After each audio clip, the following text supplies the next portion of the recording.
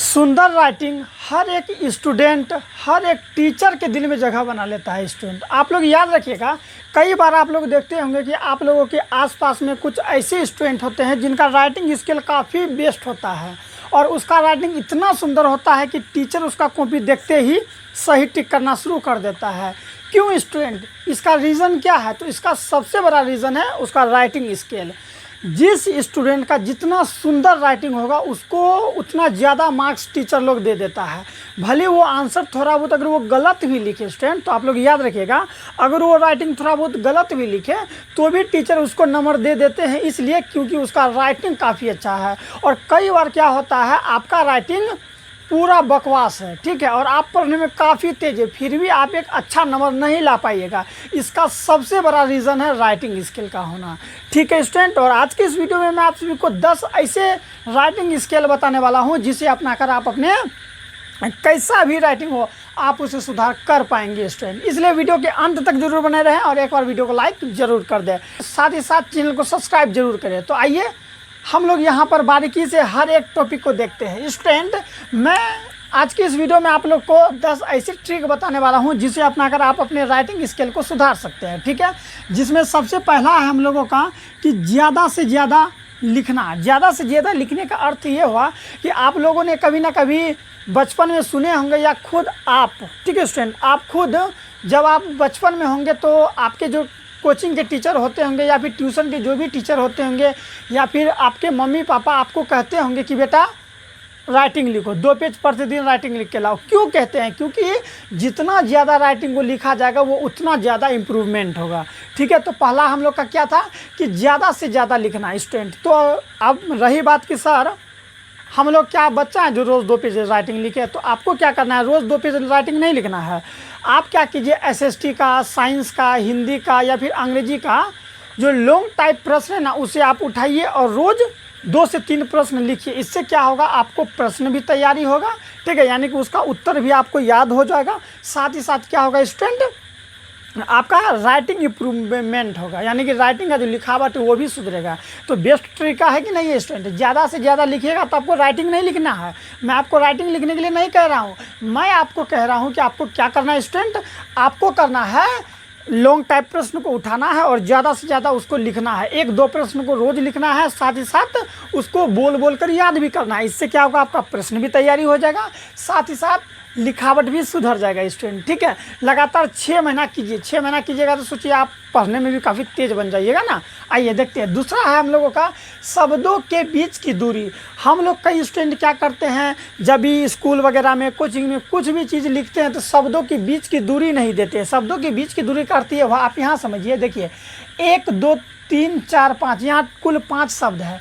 देखिए सबके बीच की दूरी देखिए, गैपिंग है ना, सबके बीच की दूरी जो है ना समान होनी चाहिए स्टूडेंट।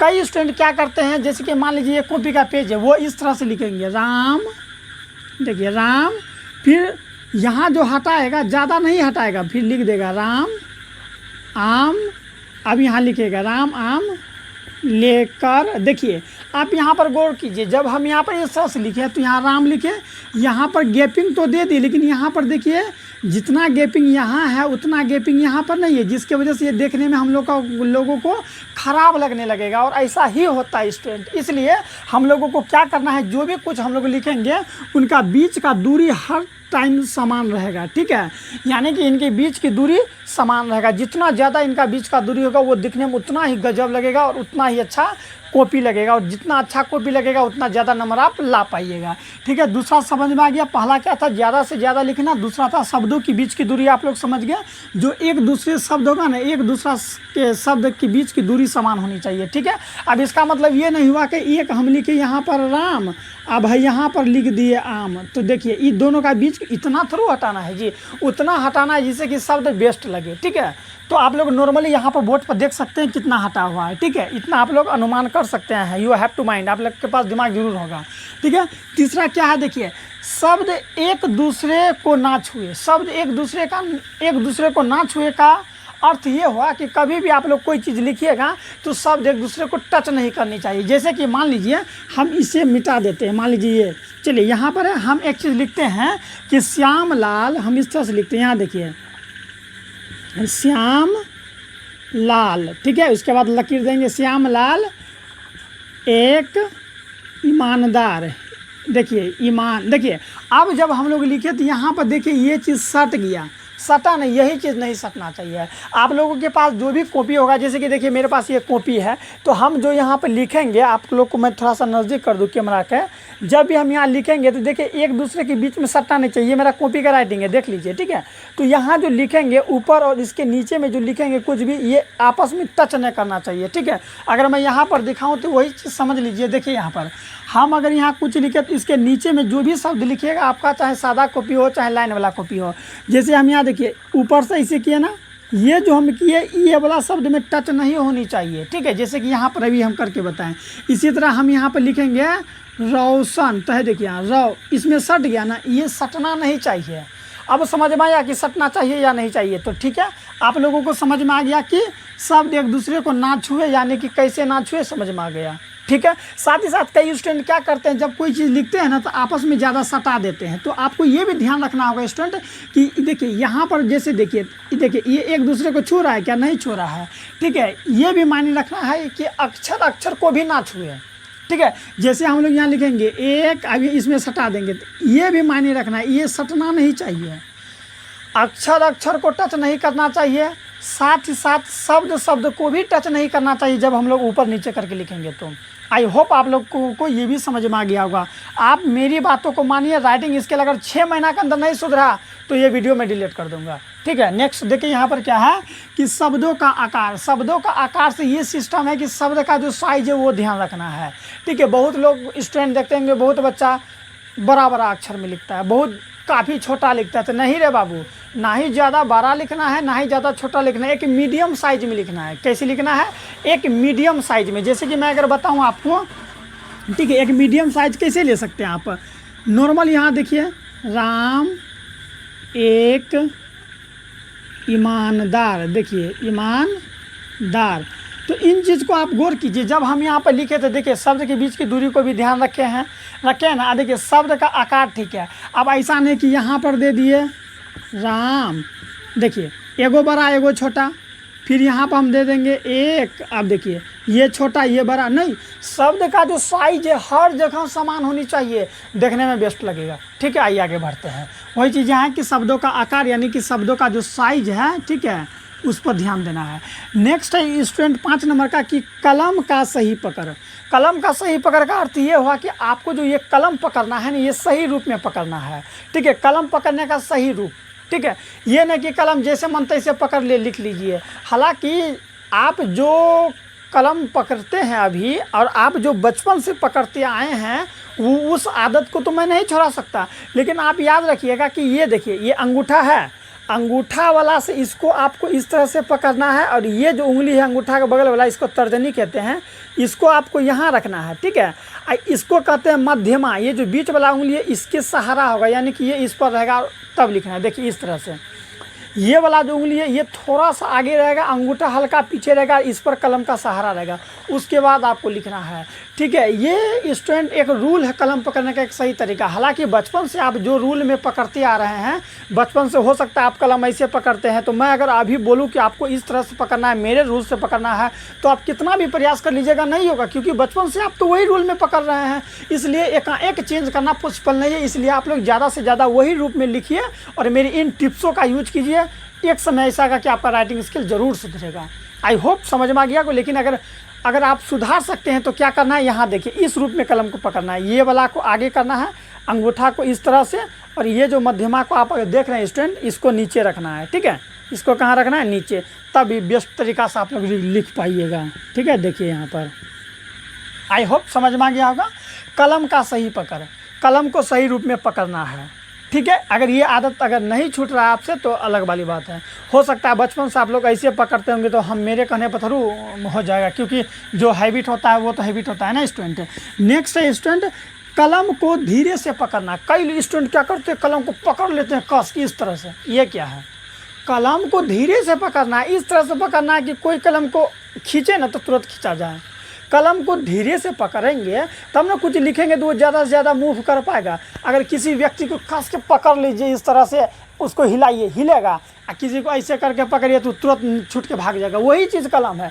इस तरह से इसको पकड़ना है स्टूडेंट कि वो कलम काफ़ी मूव कर सके, ठीक है। अभी ना कि पकड़ लिए कस के है, देखिए हिलियो नहीं रहा इतना दम लगाने, तो वही चीज़ है ना, वही यहाँ पर दिया गया है कि कलम को धीरे से पकड़ना है। जब आप कलम को धीरे से पकड़ते हैं तो कलम चारों तरफ घूम पाता है। मान लीजिए उसको लिखना है र, तो देखिए कलम पूरा घूमेगा र, ठीक है। आप कस के पकड़ के लिखिएगा रो तो गड़बड़ाबे न करेगा जी, ठीक है। आगे देखिए 7 नंबर का है स्टूडेंट हम लोग का लकीर सीधा खींचना। लकीर सीधा खींचना सर क्या यहाँ पर हम लोग क्या इस तरह से लकीर खींच रहे हैं क्या? जी नहीं बाबू, लकीर सीधा कहने का अर्थ ये हुआ कि जब आप कोई भी शब्द को लिखिएगा, कोई भी अक्षर को लिखिएगा तो इसके ऊपर में ये लकीर को सीधा देना है, इस तरह से ये लकीर को क्या करना है, सीधा देना है। देखिए इस तरह से अगर हम लोग लिखेंगे तो इसके ऊपर में जो ये लकीर होगा ना, इस लकीर को सीधा लिखना है। समझ में आया स्टूडेंट? ये नहीं, बहुत स्टूडेंट क्या करते हैं कुछ लिख देते हैं, ठीक है। मान लीजिए कोई शब्द लिख दिया, लकीर पार दिया, ये देखिए ऐसे नहीं करना है, ठीक है। या वो लिखा मोहन, इस पे मोहन लिख के ना कर देगा तो वो क्या है, समझ में आ रहा है? ये जो लकीर देना है वो पूरा सीधा देना है। जैसे कि आप यहाँ देख सकते हैं हर एक जगह देखिए पूरा सीधा है ना, तो जब लकीर सीधा होगा अक्षर के ऊपर में, जब लकीर सीधा जाएगा तो वो देखने में गजब लगेगा। विश्वास नहीं है तो आप इन 10 टिप्सों को अपनाइए और ज़रूर करके देखिएगा। मैं गारंटी के साथ कहता हूँ, राइटिंग स्किल नहीं सुधरेगा तो कहिएगा। आइए आगे देखते हैं यहाँ पर क्या है। लकीर सीधा खींचना समझ में आ गया। मैं ये लकीर नहीं कहता हूँ, मैं इस लकीर का बात करता हूँ जो शब्द के ऊपर होता है। नेक्स्ट है कॉपी को तिरछा रखना। कई बार क्या होता है जब आप लोग कोचिंग में, स्कूल में या फिर अपने घर के टेबल पर पढ़ते होंगे तो हम लोग कॉपी को इस तरह से लिखेंगे। आप ही ज़रा अनुमान कीजिए, इस तरह से लिखेंगे तो ये मेरा कोहिनी को देखिए, ठीक है। पुष्पाराज झुकेगा नहीं, ठीक है। ये कमर जो है ये कोहिनी झुकता नहीं है। इस तरह से लिखिएगा तो देखिए राइटिंग गड़बड़ा जाएगा, ठीक है। बहुत स्टूडेंट क्या करते हैं कॉपी को इस तरह से करके कंधों को ऐसे घुमा लेते होंगे। आप लोग का क्लास में कोई लड़का होगा है तो उसका कमेंट करके बताए तो कौन है वो लड़का, उसके पास ये वीडियो जाना चाहिए, ठीक है। वो इस तरह से लिखेगा। देखिए ये क्या है, ऐसे लिखने से भी काम नहीं चलेगा। आपको कॉपी को तिरछा करना है, लगभग 45 डिग्री के अप्रोक्स में लेके चलिए, ठीक है। जब आप कॉपी को तिरछा कीजिएगा ना तो खुद ब खुद आपका हाथ हल्का तिरछा हो जाएगा। हल्का तिरछा होगा तब आप लिखिए इन टिप्सों को अपना के, तो वो काफ़ी अच्छा तरीका से मेरे अंदाज से, ठीक है। लगभग मैं ये गारंटी के साथ कहता हूँ क्योंकि मैं भी कोचिंग पढ़ाता हूँ तो मेरे पास काफ़ी स्टूडेंट है, मैं उनको बताते रहता हूँ हर बार टिप्स। तो इस तरह से आपको लिखना है। क्या करना है, कॉपी को सीधा नहीं करना है, कॉपी को ज़्यादा तिरछा भी नहीं करना है, हल्का तिरछा करना है स्टूडेंट। कैसे करना है, हल्का तिरछा कीजिएगा तो ये आपका हाथ खुद ब खुद टेढ़ा हो जाएगा। हालांकि आपका बगल का स्टूडेंट है उसको बोलिए हटिए, हटो, मेरा जगह पर नहीं बैठेगा, या नहीं तो अपने सर को कहिए सर इसको हटाइए, हमको लिखने में नहीं बनता है, ठीक है। नहीं तो एक बेंच में घुस जाइएगा, 5 को कहिएगा सर राइटिंग है ना बेटा, विजय सर, मेरा नाम विजय है, विजय सर टिप्स बताएं, कोई कामे का ना है, ठीक है। मेरा टिप्स 100% काम करता है, याद रखिएगा। नेक्स्ट देखिए क्या है, पहले धीरे फिर स्पीड लिखना।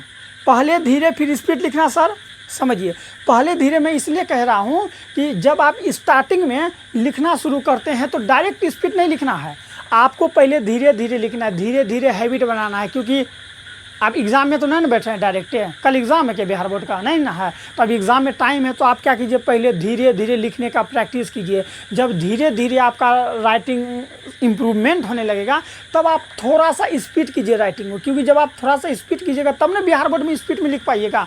एंड तो धीरे धीरे बिहार बोर्ड में लिखिएगा, राम खूनी रविवार किसे कहते हैं, ठीक है, गोली चला दिया था लाखों लोग मर गए थे, सेंट पीटर्स नामक, ठीक है। तो इतना लिखिएगा, सुलो सुलो तब तक गए हैं, क्वेश्चन छूट जाएगा, नंबर कट जाएगा। इसीलिए पहले अभी एग्ज़ाम से पहले आप हैबिट बनाइए, और हैबिट जब देखिएगा आपके यहाँ इम्प्रूवमेंट हो रहा है तो हल्का सा स्पीड कीजिए राइटिंग को। क्या कीजिए, स्पीड कीजिए, यानी कि थोड़ा सा बढ़ाना स्पीड कीजिए, ठीक है। तो थोड़ा थोड़ा बढ़ाइए, वही है यहाँ पर कि पहले धीरे फिर स्पीड। समझ में आ रहा है ना, ये 10 टिप्स जो है ये मामूली टिप्स नहीं है। मेरे जो है ना स्टूडेंट, मैं करीब 6 से 7 साल से पढ़ा रहा हूँ, मेरा 6 से 7 साल का ये मेरा एक्सपीरियंस है, ठीक है। वो आप अगर अपना लेते हैं तो राइटिंग अगर नहीं इम्प्रूवमेंट हुआ तो कहिएगा, ठीक है। पहले धीरे फिर स्पीड लिखना, समझ में आ गया। और 10 में है कि हर एक समय सुंदर लिखावट में जो है कि लिखना। हर एक समय मतलब कि आप जब भी कुछ लिख रहे हैं कॉपी में अगर गूंज भी रहे, जैसे कि क्या करते हैं कभी कभी हम लोग इस कोचिंग वगैरह में स्कूल में सर लोग कुछ लिखाते हैं तो हम लोग स्पीड में जल्दी जल्दी से गूंज के लिख देते हैं, तो नहीं करना है। अगर आप गूंज भी रहे हैं तो सुंदर लिखावट में गूंजना है, समझ में आया। अगर आप किसी चीज़ को गूंज रहे हैं, जैसे कि सडनली आपको 10 लड़का का नाम लिखना है स्पीड में, सर बोला कि क्लास में जो जो लड़का बदमाशी किया है उसका नाम लिखो, स्कूल में या कोचिंग में कहीं पर, तो आपको जल्दी से लिखना है ऐसे विजय अजय। नहीं, स्पीड में भी लिख रहे हैं तो सुंदर राइटिंग में, यानी कि अगर आप उस टाइम भी लिख रहे हैं, सोच रहे हैं कि सर को जल्दी से रिपोर्ट देना है जल्दी जल्दी, नहीं, अगर ठीक है आपको अगर किसी भी समय लिख रहे हैं तो आपको सुंदर राइटिंग में लिखना है। जैसे कि सबसे पहले लिख देंगे इस तरह से सुंदर राइटिंग में लिखिएगा, जैसा आपका राइटिंग बैठ रहा है स्टूडेंट सुधार कीजिएगा। फिर लिखेंगे रोहन, ठीक है, स्लो आराम से, फिर लिखेंगे श्याम, फिर लिखेंगे कविता। कहेंगे सर ये सब वैसे स्टूडेंट है जो कि हल्ला कर रहा था, तो इस तरह से लिखना है। यानी कि कभी भी कुछ लिखें कॉपी के पीछे गोंजबो करेंगे ना तो सुंदर राइटिंग में गोजेंगे कलम को पकड़ के, जैसे कि मैं यहाँ कलम को पकड़ने के लिए कहा है। अगर आप ऐसा करते हैं तो मैं आपको वादे के साथ कहता हूँ स्टूडेंट कि 10 रूल अपना के आप अपने राइटिंग को ज़रूर से ज़रूर सुधार सकते हैं। ठीक है स्टूडेंट, अगर आप लोगों को समझ में आ गया कि राइटिंग को इम्प्रूवमेंट कैसे करना है तो आप मेरे इस चैनल को सब्सक्राइब जरूर करें। साथ ही साथ आपको किस टॉपिक पर वीडियो चाहे कमेंट जरूर कीजिएगा, मैं आप लोगों को बहुत जल्द दूंगा। और आप अगर ये 10 टिप्स को अपना लेते हैं तो मैं आपको गारंटी के साथ कहता हूँ कि 6 महीने के अंदर आपका राइटिंग सुधरेगा और आप एक अच्छा स्टूडेंट बनिएगा और आप एग्ज़ाम में अच्छा नंबर भी लाइएगा, राइटिंग भी सुधरेगा। ठीक है स्टूडेंट, अपना ख्याल रखिएगा, मिलते हैं नेक्स्ट वीडियो में।